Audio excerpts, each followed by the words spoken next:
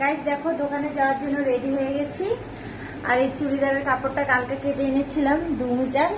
তো দেখতেই পাইছিলে তোমরা কালকের ভিডিওতে চুড়িদারটা কিরকম হচ্ছে প্লিজ বলে দিও। আর আমাকে পরে কেমন লাগতেছে এটাও কমেন্টে বলে দিও। আর গাইস দেখো এই নেকটা আমি কখনো বানাইনি, আর প্রথমবার আমার নিজের উপরেই ট্রাই করলাম। আর এইদিকে দেখো মাম্মামও রেডি।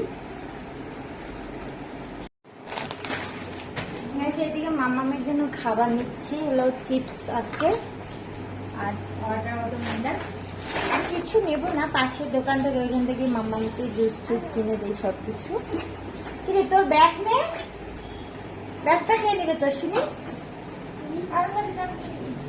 আর ওই দেখো মাম্মামের ব্যাগ, এই যে দেখছো পুতুলের পা দেখা যাচ্ছে, ভিতরে পুতুল আছে না। আবার ব্যাগটা এই দিক ওই দিক কেন করছিস রে মাম্মা? এমনি টাইম নেই, দূর ভাল লাগে না। না তাড়াতাড়ি নে। গাইস বাড়িয়ে পড়ছে এই যে ছাতা, আর এই যে ছাতা, এটা আমার ছাতা, এটা আর আমার ছাতি। ছাতি আর ছাতাকে নিয়ে বাড়িয়ে পড়ছি। দেখা হচ্ছে দোকানে গিয়ে। গাইস দোকানে পৌঁছে গেছি সব। এখন ঘর মানে দোকান ঝাড়ু দিলাম, মুছলাম। এখন এই র্যাকটা আজকে পরিষ্কার করব। সব জিনিসগুলো উলট পালট হয়ে আছে, সবগুলো বার করে আবার ধুলো মুছে আবার ওইখানে রাখতে হবে।